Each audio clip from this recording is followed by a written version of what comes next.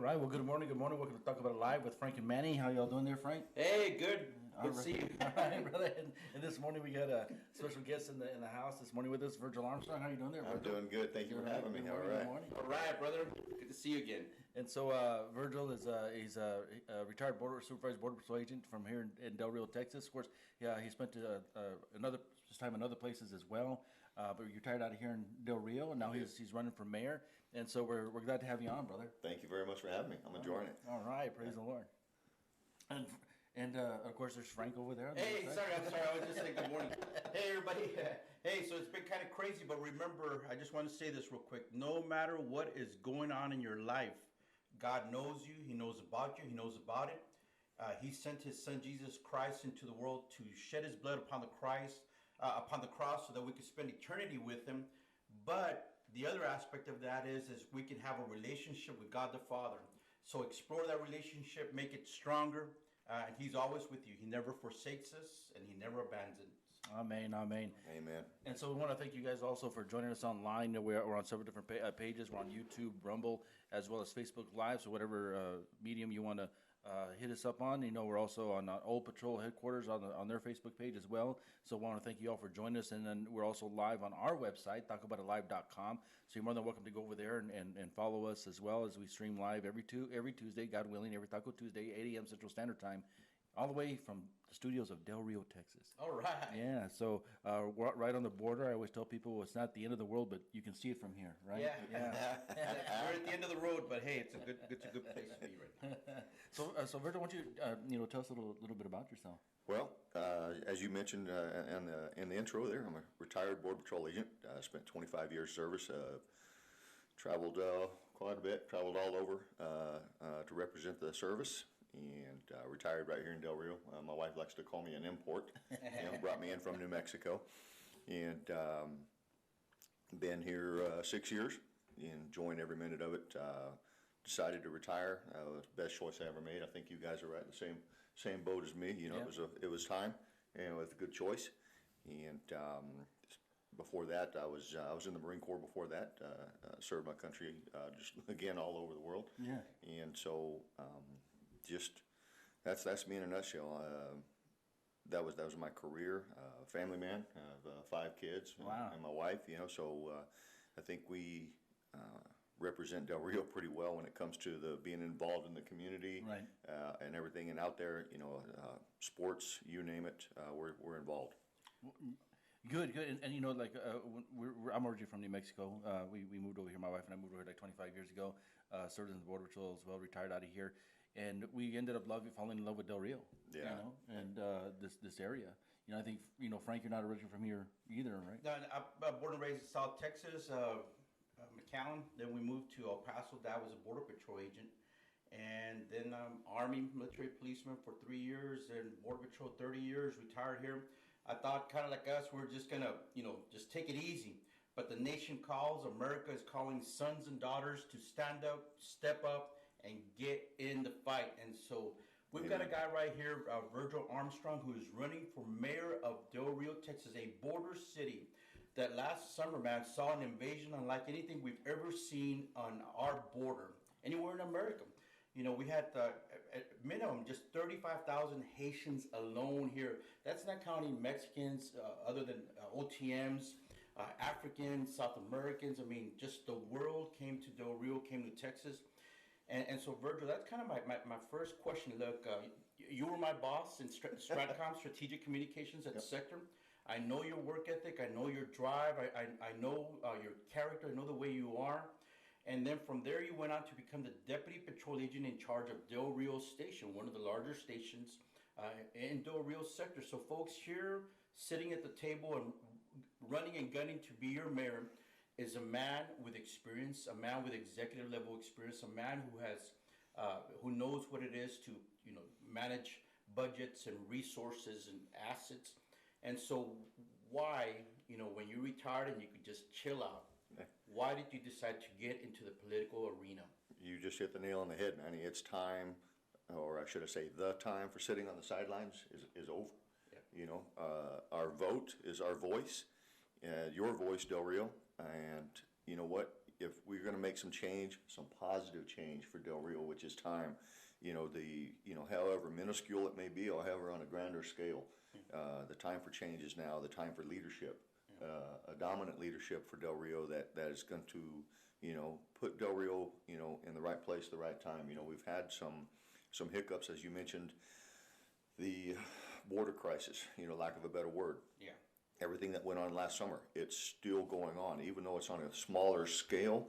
You look downriver at what what Eagle Pass is catching. Yes. Between here and Eagle Pass, down there in the Moody Ranch area, we're still getting hammered. Oh yeah. That hasn't changed. Maybe the media focus has diverted a little bit because there's so much other stuff going on in the world.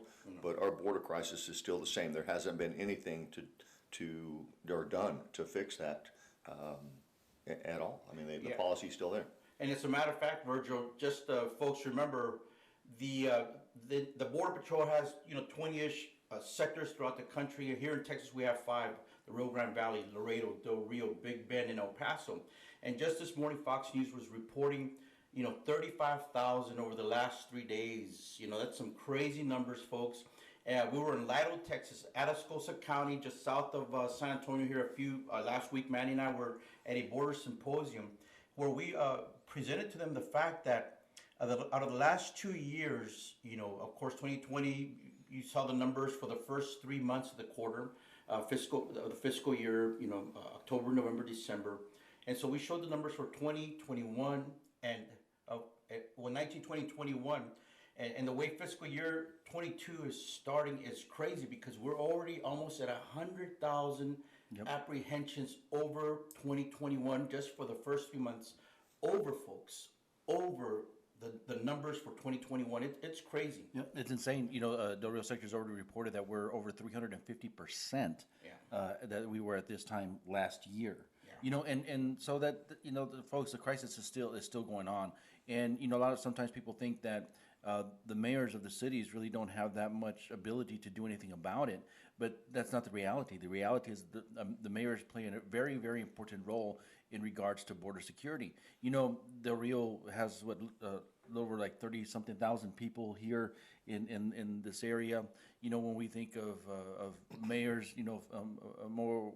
We think of cities like New York, like Dallas, Houston, things like that, and many of them become very prominent in the media and stuff like that, and they kind of gloss over the mayors here on the border. But what happens here on the border affects the rest of America. Yep. And so, as a mayor, you'll be playing a very important role in regards to border security. Yes, could not agree more. The emergency preparedness factor of all that. I look forward to doing my part in that. Just based on my experience, helping Del Rio be better prepared for the next 30,000 plus if they do show up. That we are ready for that. We as a community are ready for that, whether mentally, physically, however it may be. But that we can handle that next crisis when and if it comes, and we all hope and pray it does not. That maybe just lucky we get our policies to change, but I seriously doubt that's going to happen. Yep. Yeah, and the great thing about it, Virgil, is and the folks know this. For you Border Patrol agents that are out there and the families, they know that Virgil here is going to fight for the troops. He's going to be for the people on the ground, and so that's part of the situation here. Look. Yeah, in the scale of government, we have cities, hospital districts, counties, state, et cetera. But as a mayor, you affect the lives of the people in your community, in the city, and the Word of God says, that when the king isn't just, when you have a tyrannical kind of ruler, the people groan, the people suffer.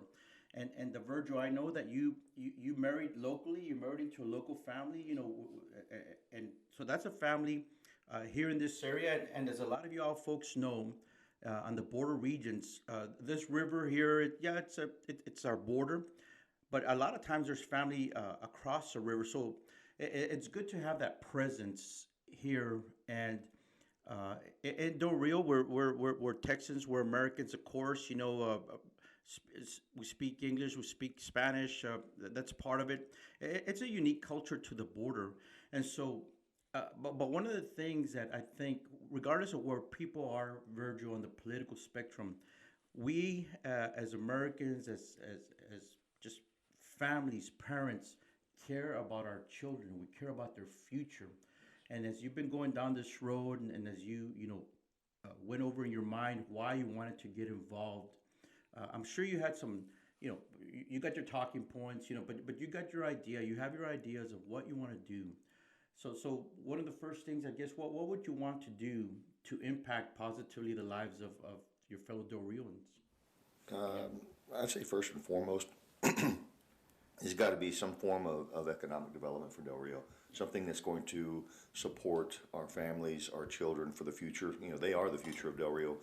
Yeah. And as we've had this discussion before, at a different time, a different place, and that was that there's really minimal industry or businesses that will keep or hire, high school graduates and stuff Right. like that here in Del Rio. So if we, working with the county commissioners, and for the betterment of Del Rio and Val Verde County, but that is to try and bring in businesses and stuff like that will actually create a better environment for our families, better environment for our community.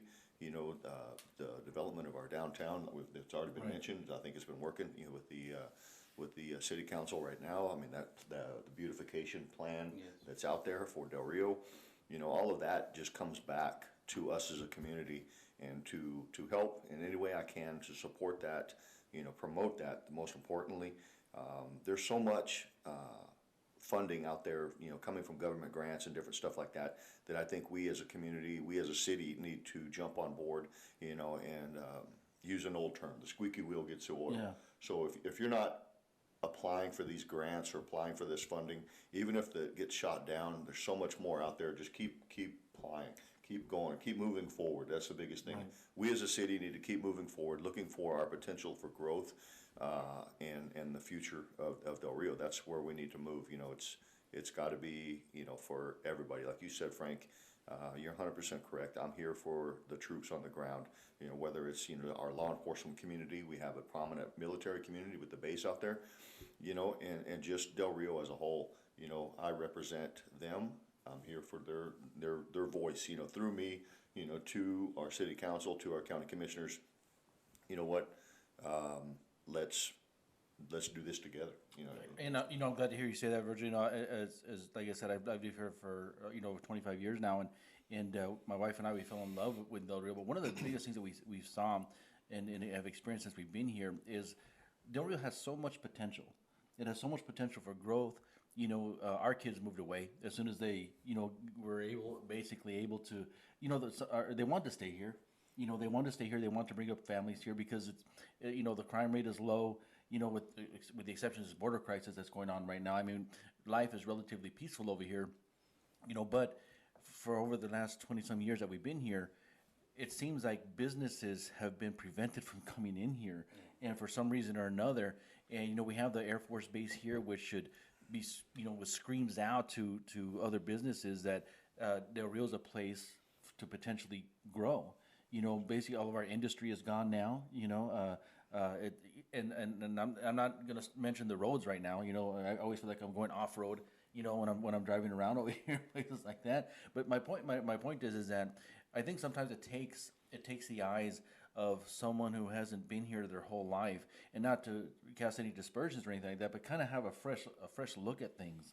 To help this area grow. In the Border Patrol, and you were Frank's boss, and at one point you were my boss as well.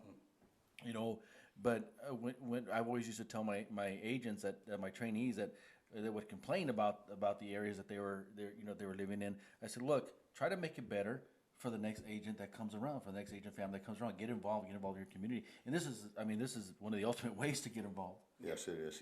And to again, you talk about the roads. That was something else. Frank talked about talking points. Infrastructure for Del Rio is actually huge.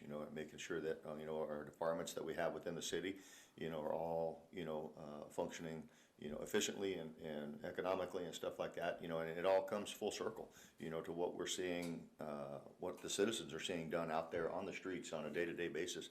Whether it's repaving, resurfacing, Right. Stuff like that. And those are just the tip of the iceberg when it comes to infrastructure for Del Rio to help make things better.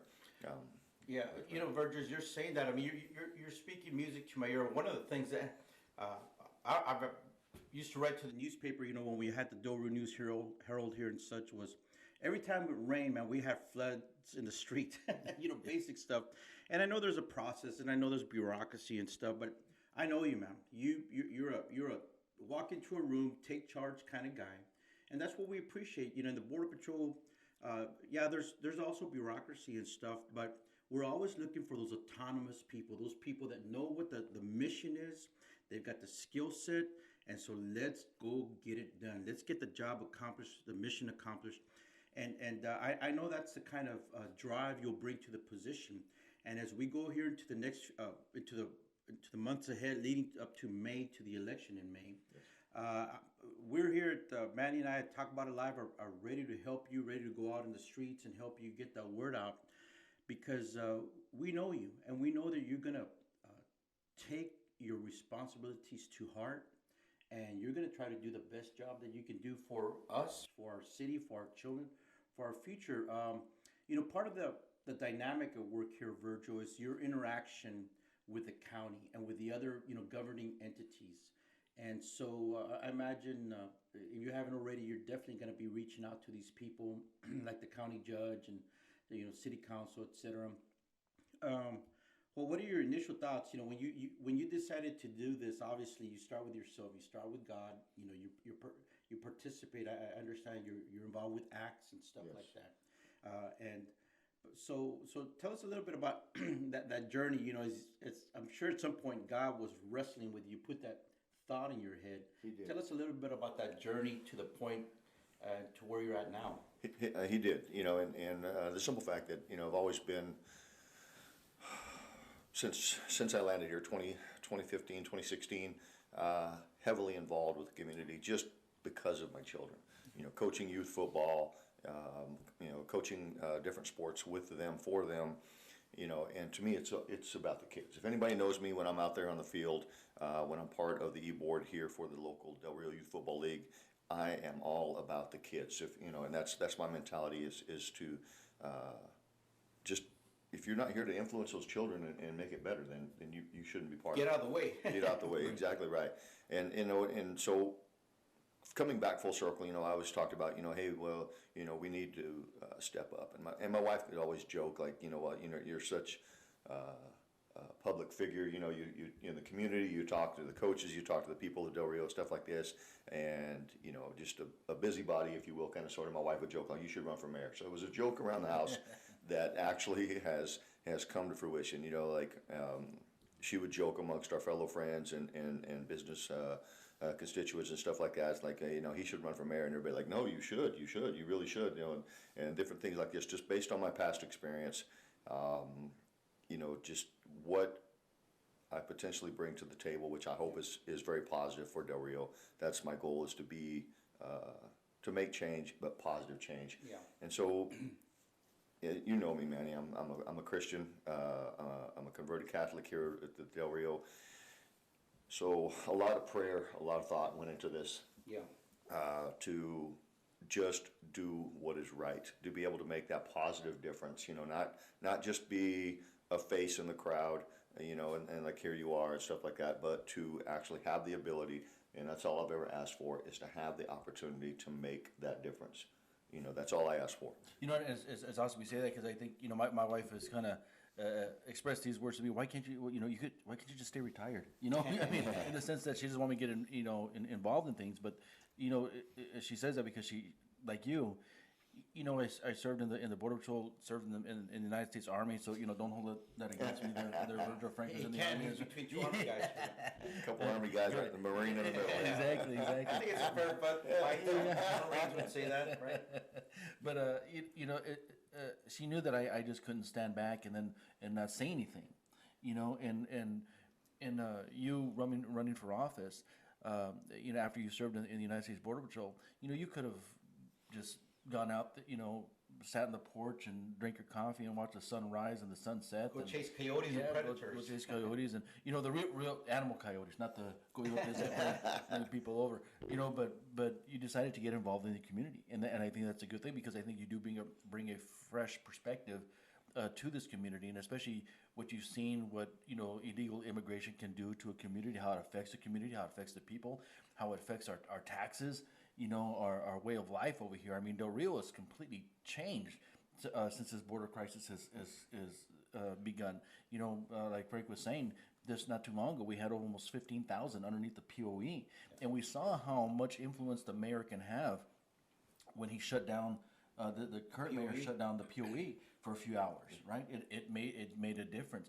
And as far as border security goes, how do you think how do you think you're going to look at that aspect of it? As far as border security measures, you know what? It's got to be the big picture. It's got to be everybody that's involved, not just the city of Del Rio. We're talking the county on the outskirts. Right. You were talking about our federal brothers and sisters here. Del Rio is such a heavily laden law enforcement community. Yep. We have we represent a lot of different agencies right here in Del Rio alone. And they too are affected in some way, shape, or form. They're affected by this border crisis, and say to actually have to close down the port of entry and stuff like that. That's working with CBP, working with the leaders there of CBP at the bridge, Right. Coordinating that effort, and it's you also have to coordinate with Mexico. You have to coordinate with Acuña. The city officials of Acuña have to be on board with all that as well, because it affects them. It affects the citizens of Acuña that are coming. Our cross-border traffic, even though we are, considered kind of small town Del Rio, you hear that a lot, small town Del Rio. We have a pretty prominent border crossing. Yep. And so, whenever you make that decision, you have to be well informed. You have to make it for the benefit of the community, for the city of Del Rio, and again, it has to be a command decision that's made with a lot of thought, a lot of purpose. It's not just a fly by the seat of your pants, type of thing. So, having my past experience with border issues and stuff like that, that would all be, again, taken into consideration. You coordinate with our local federal and state governments, and we make that call if it's needed to be, and that's down the road, of course. That's Right. That's if we ever get to that position again where we have all those under the bridge. Hopefully we're not storing them under the bridge, as we did last time. That was my gosh. I think. And why the current mayor let it get that far to begin with, it amazed me. And so that's what I'm saying. With the experience that you have, the United States Border Patrol as an agent, you bring to the table the knowledge of what it takes to secure a border. Because as a mayor, you're going to be a part of that emergency operations center, the incident command system that every city should be running by. Frank and I, we've been involved in some of these tabletop exercises years ago for the incident command system and all these things. And if the mayor has no clue of how these systems work and what needs to be done, that system could fail and to help the community. It doesn't matter if it's border security or even floods. No, very much so. As you're saying something, Virgil, here, a couple of things come to mind. And so one of the things that I went and spoke with a city manager here a few years ago. I had just retired. We had just hired a new city manager. And I told him, look, okay, so you're going to have supervisors, department heads that come and talk to you, city, recreation, etc., streets, whatever. And I just gave him a word of encouragement, but of counsel, I guess you could say. And he didn't know me from Adam or anything, but I said, at least once a week, get out of the office, go out into the streets. If you see your crews out there patching up a road, stop and talk to them. If you see a water maintenance crew somewhere is fixing a pipe, stop and talk to them. And this was the city manager, and I would say even more so, Virgil, for the mayor position. I mean, we can't allow, and you know this as well, the layers that build up in any organization a lot of times cut off communication to the ground level. Now, from our perspective, military and border patrol, the chief needs to know what the troops on the ground are saying and feeling and thinking. And I think that's a perfect segue. As border patrol agents, we all saw, what a Del Rio native, Chief Raul Ortiz, he's been under the gun. He's been under the microscope. Yeah, nationally, the media, etc. but really more so within that organization, under scrutiny by the ones that matter the most, which are the guys on the ground, people, the boots on the ground, I would call it, man.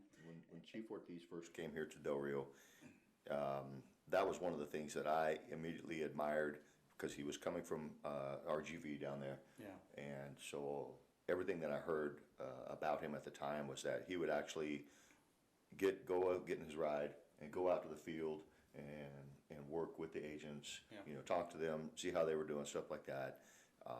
So having that background of doing that to where he is now, it's a complete 180. He's going the opposite direction of where he needs to be.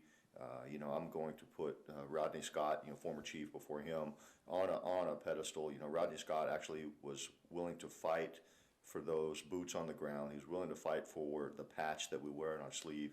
And even though all three of us, we still could say we bleed green. Look at my coffee mug right here on the table here. Me too. Look to your check. Yeah. But anyway. Yeah, I got my border patrol tattoo. Yeah, I got my green stripe on. The simple fact of representing the troops. Yeah. You have to, and that's like you say, just all the way down to something as simple as the Del Rio mayor. You represent the troops, the boots on the ground. You know what? And to get out there and talk to them about that, and talk to them how you doing. Hey, if you were in charge, what would you do different? Their input. Even the smallest guy, the guy that's just digging the ditch, his input is just as important as the supervisor over that crew, because they're going to have ideas on how to make things better, and you just have to get out there and listen. So going back to Border Patrol with Chief Ortiz, he no longer is able to listen based on the agenda that they have put him on. They've moved him forward. He appears like a puppet. The big thing that happened with Mayorkas and him in Yuma that went viral all over social media and everything else. The last thing you ever do is you don't attack the troops. You don't, everything that was said in that room, and it was all being recorded. And of course, again, social media, that nothing could have been more wrong as to doing that, trying to put it back on them. You said, what can I do to help? But see, his position now, where he's at, they're not going to allow him to help. He's not, his voice is done. Right. And anybody and everybody that's ever wore a green shirt that's looked up to the top, we have had some good leaders. We have had some that were willing to take the fight back to the administration.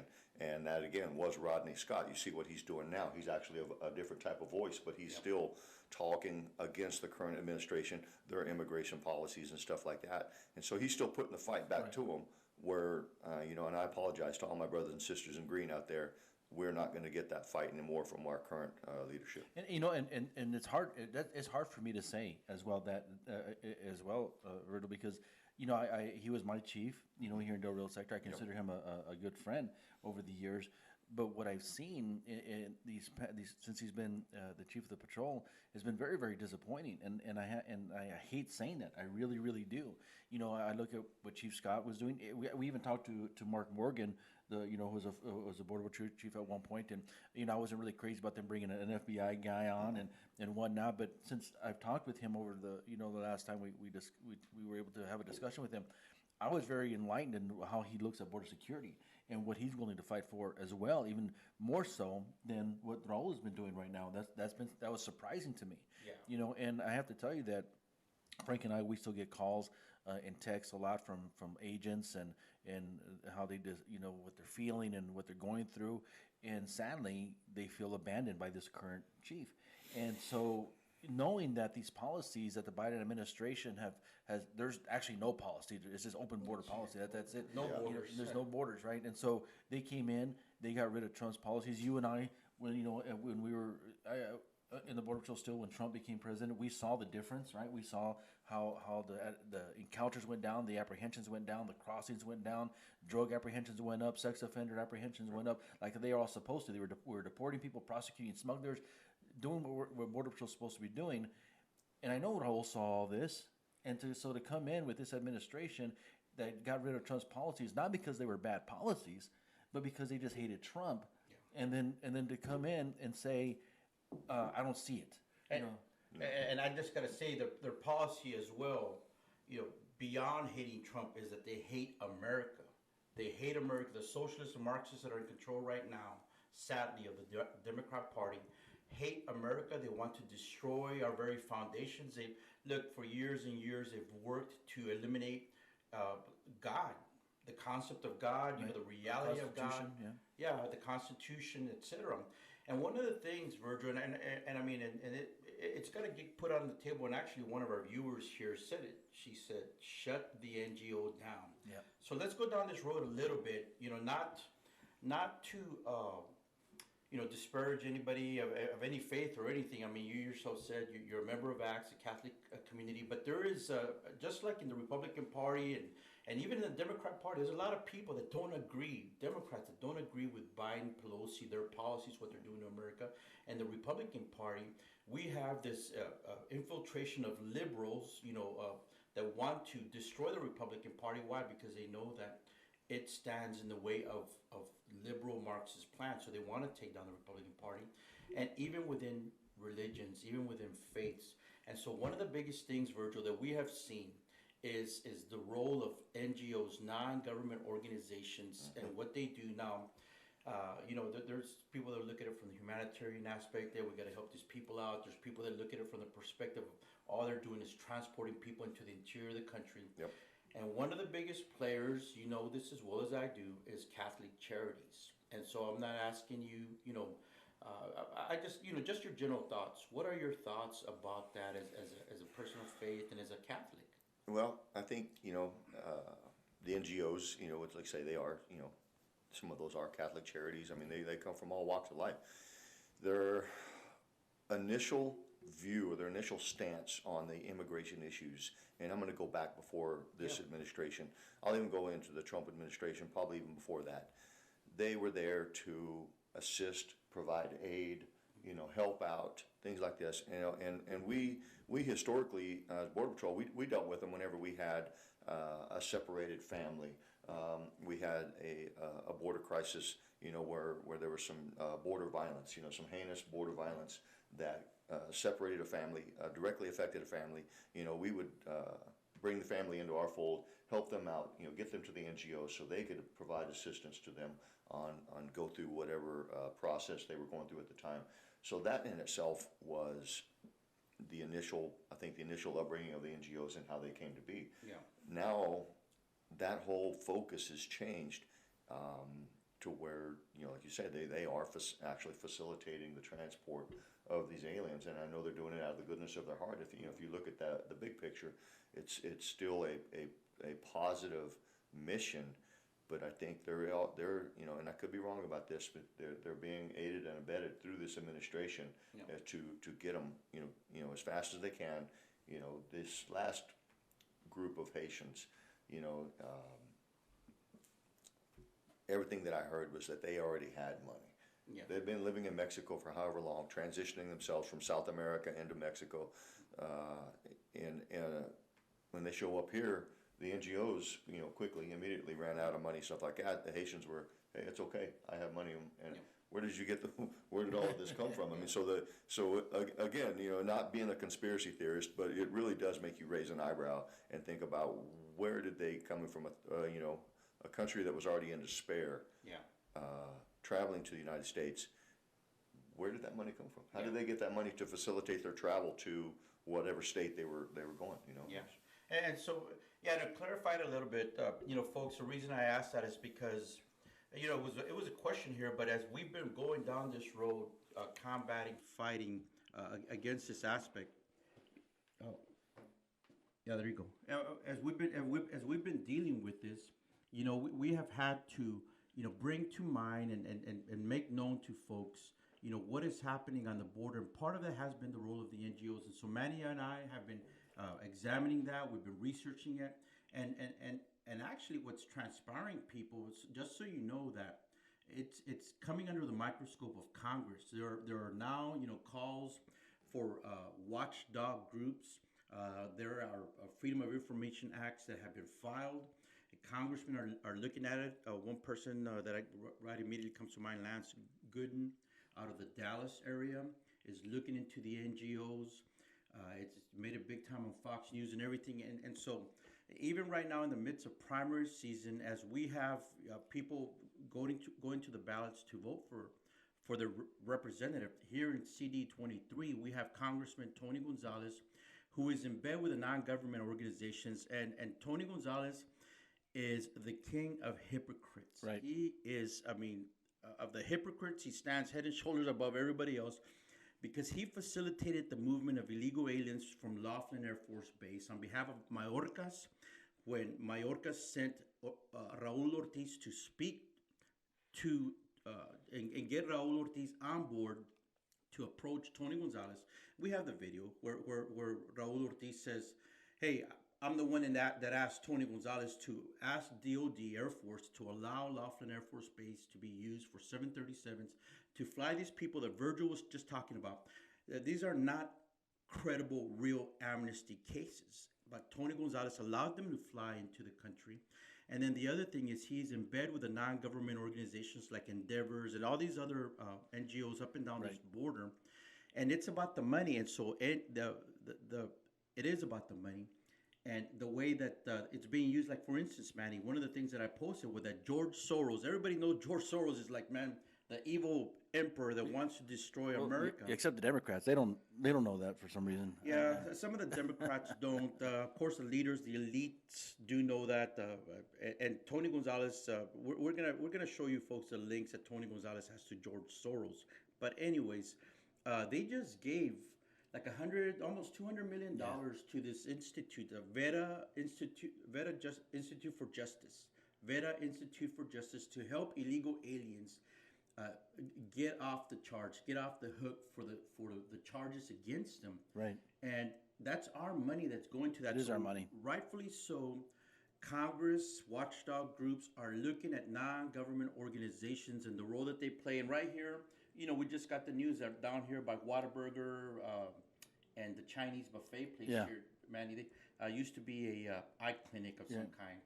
It was purchased. Reports say it was purchased to be used as a facility for Catholic charities. Right off our main street here, Veterans Boulevard in Del Rio. Right out there in view of everybody. And I think people don't realize. Well, I'm gonna, if you're on the border, all the way from Brownsville to San Diego, these NGOs are complicit on illegal immigration. Yeah. They're furthering illegal immigration. It's sad to say that a lot of people that have faith backgrounds, or Frank and you and I, we've talked with people that worked at these NGOs, that volunteer at these NGOs from faith backgrounds. There's a lot of congregations and churches, not just Catholic churches, but Methodist, that are involved in bringing people, furthering illegal immigration into the United States.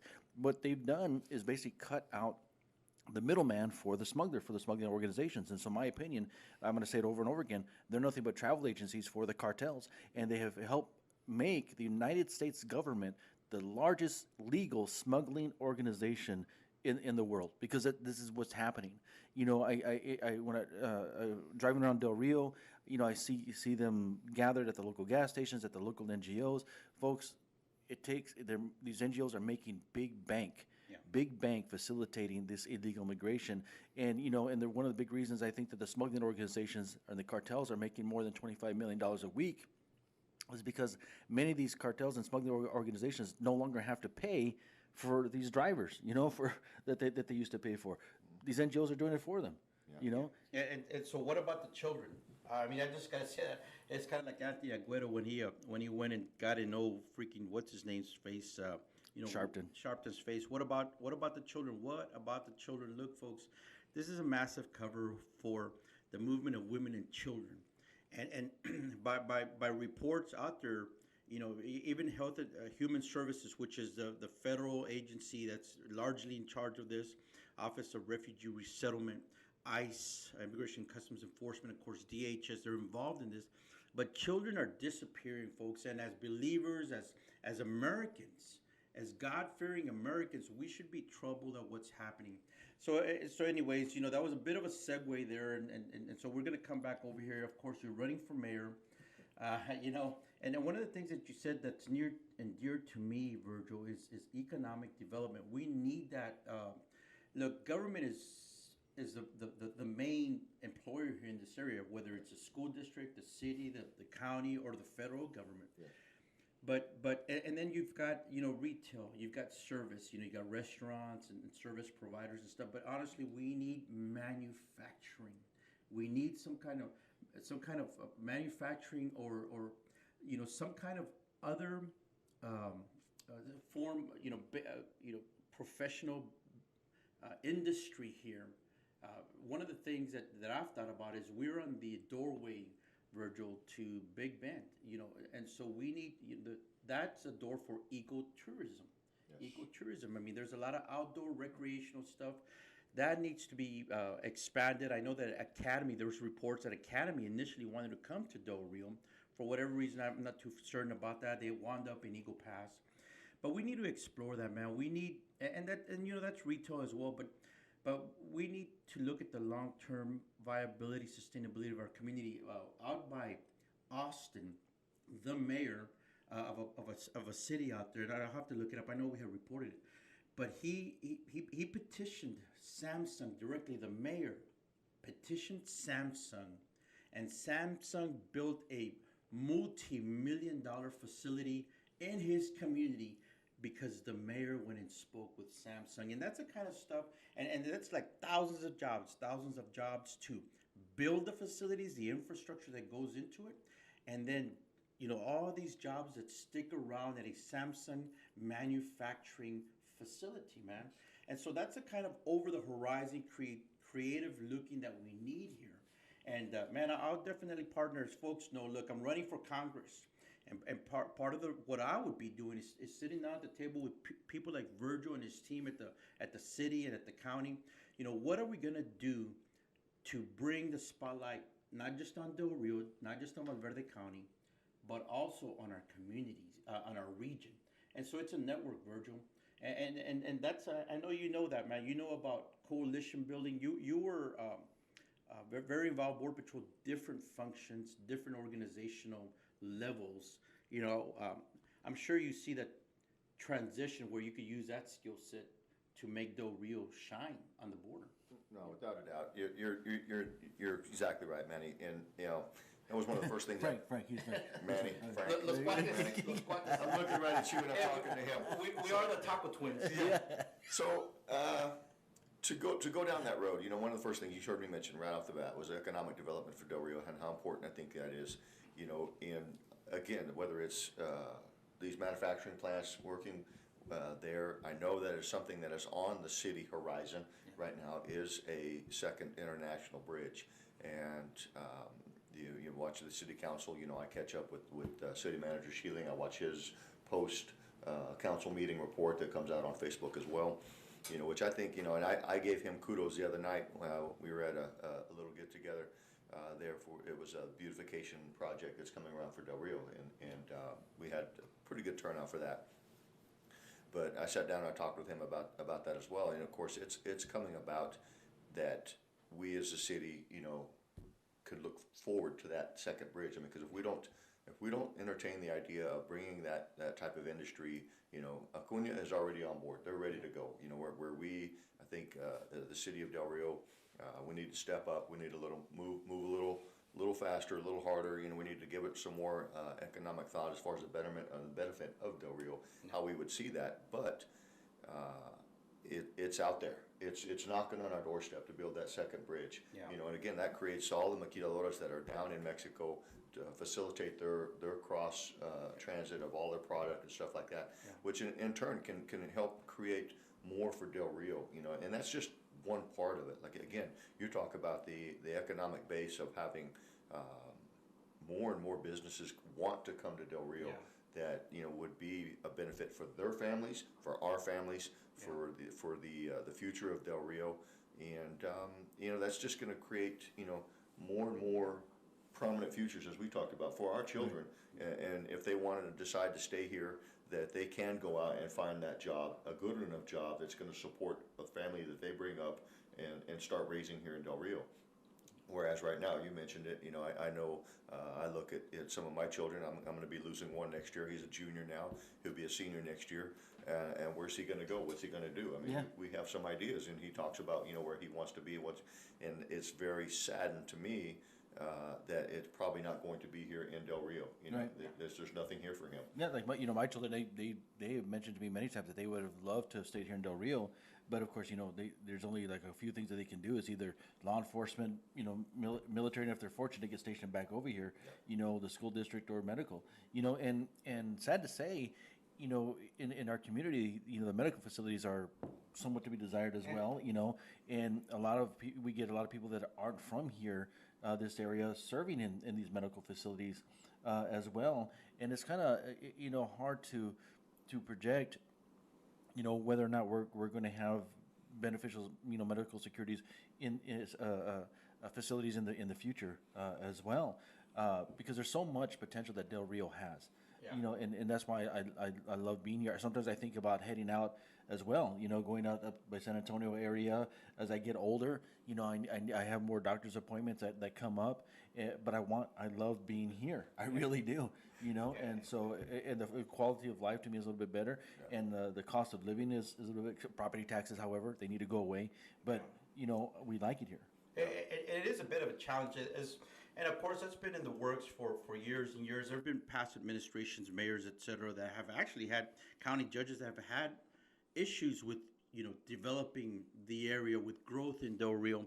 One of the big challenges that I think right off the bat, guys, is under CBP, which is the parent organization to Border Patrol, Office of Field Operations, Air and Marine Operations, there is a perennial challenge to recruiting and retaining people at the one bridge we have here. Yes. So that would be quite the challenge that the federal government OFO will have to look at to staff another bridge, which a lot of all the talk is everything out towards the lake and everything, but we need to be thinking now, with the developers, with the chambers of commerce, with business owners and government entities. We don't want Del Rio just to be the point where these maquiladoras, manufacturing jobs in Mexico, owned by American companies, they build it, and then all we do here is just packaging, some minor assembly, just so it goes out up the road into the interior. We want because with manufacturing, folks, there's jobs that are created, and then pensions, Right. Investment plans, savings plans for these people, and so if you got that, a major manufacturer or some type, then that gives the room for good old American entrepreneurship, cottage industries to pop up, something that's going to feed into the main So we need to be looking at that and be very aggressive about going and finding, somebody to take a chance on bringing a manufacturing type of industrial type of basis here. Now, there's concerns, the ecology, environment, all that kind of stuff. There's all kinds of issues, but that's why you've got to have all the stakeholders at the table, and then really hash it out and talk about it. And there's some old mindsets that need to be destroyed, Virgil. I know you're connected. You know about some of these old mindsets, man. We got to tear that stuff down, because otherwise, you know what? It's an alternative. If our kids, like your son, like my sons, bro, they leave.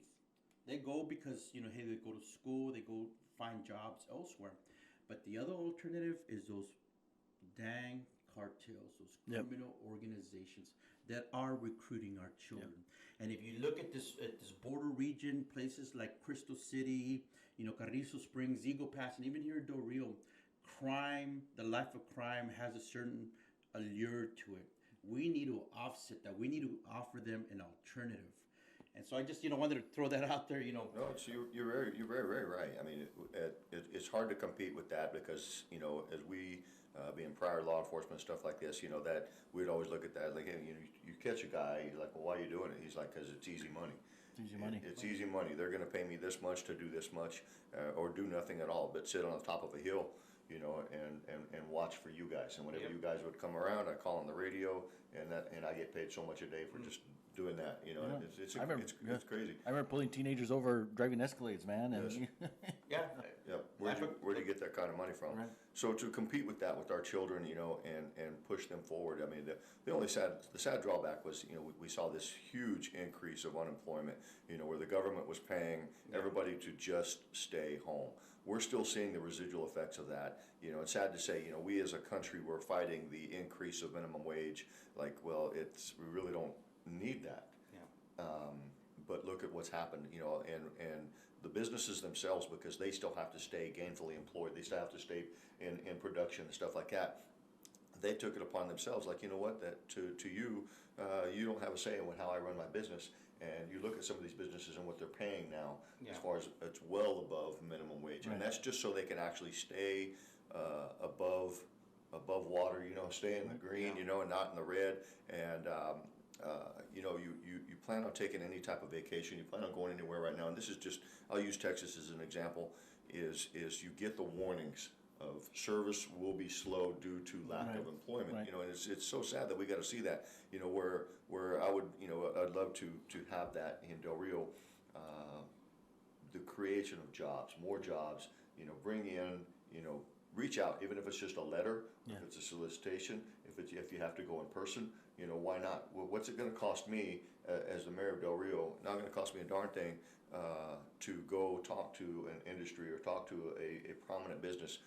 Would you consider bringing that to Del Rio? Right. And again, you have to be willing to put forth the facts. What do we stand to gain if we come to Del Rio? Yep. You know what?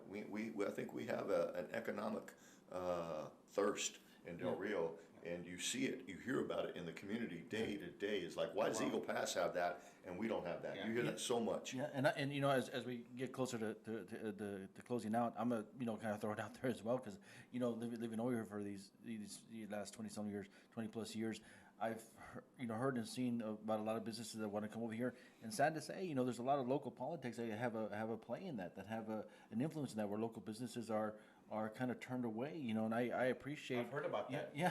We all have.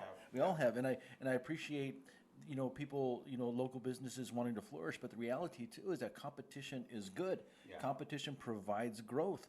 When you bring other businesses in, it increases customer service, it increases gaining experience in other fields of work. But we have a lot of restaurants, we have a lot of gas stations. You can't just keep working at those things. And it's a complex issue. I mean, think about it, folks. Here, a few years ago, we had this loop created out here. And what was part of the big, selling point for that? Well, the property along that loop will be used to bring in business and industry.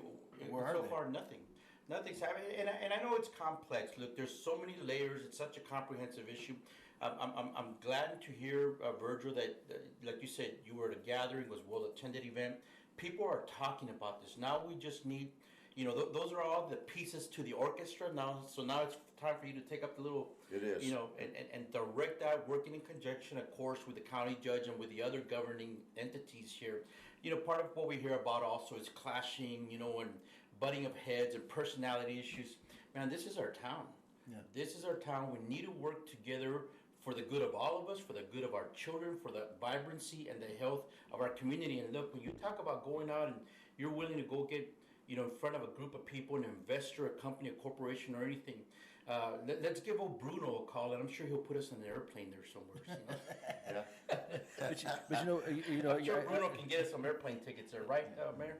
But, Virgil, I want to thank you so much for joining us here this morning. It's been a pleasure, and as for me, I pray that you're get elected, and we do need a fresh change, a fresh perspective, someone who knows border security, who also loves this community. Not saying that other people don't, that are running, but I believe that you want to better this community and our way of life over here. I do, and I'm not blowing smoke. I'm not saying anything like this. I did this for a reason, and that is to make Del Rio better than what it was. And if and when I do, God willing, I am elected, within 4-year term, that I can make a very positive impact. I'd like to throw one more thing out is that tonight I will be at Mesquite Creek with a small meet and greet of people. So if you do want to come tonight at 6:45 to Mesquite Creek, we're going to have one of my first community meet and greets. tonight so we can talk further. I could get to meet some of y'all if you want to show up. And then as I grow and as I move forward in this process, I will be able to, Frank mentioned, well, you don't have a Facebook page. I'm a little behind on that. No, we'll help you out. So as we develop all of this and move forward, I will be getting out there in the community more and more, putting out my message, and I really appreciate y'all having me on. This has been awesome. And thanks for inviting us. So, folks, you heard it here tonight down here on Main Street at the Mesquite Outfitters, right? Mesquite Greek Outfitters. It used to be the Emporium and other businesses, so Main Street, you can't miss it. And Virgil's made the invitation. So look, this man wants to be your mayor. You've got to come meet him, look him in the eye, and hear from his heart. What are his plans for our community? I believe they're good. I believe it's good plans. I believe he wants to do a good thing for us, because he just didn't, move into the area. He came in and he quickly started establishing roots in the community. That's important. He cares about it. So thanks, Virgil, for being here, brother. We appreciate you so much. We're praying for you. And we said it. We're going to do everything we can to help you get into that position, because we need leadership like yours in office, man. Thank you so much. And I know you got signs. I got a sign. I think I went to your Facebook page, messaged you guys, was able to get a sign to me and stuff. Yep. Frank's got signs now as well, as you can see.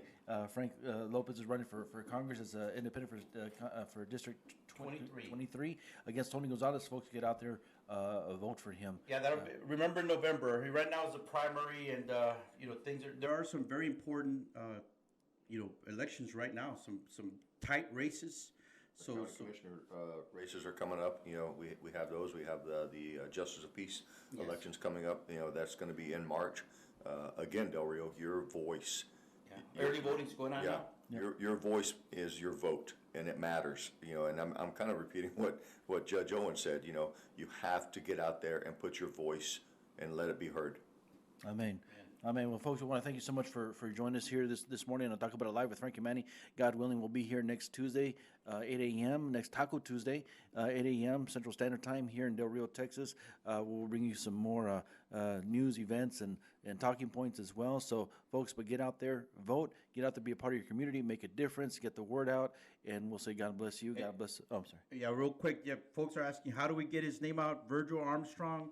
Stay tuned. As soon as he gets his Facebook up and running and everything, we'll make it known to you, folks. But thanks for your persistence. Amen. Thank you so much, and thank you for joining us. And we'll say God bless you, God bless America, God bless Texas.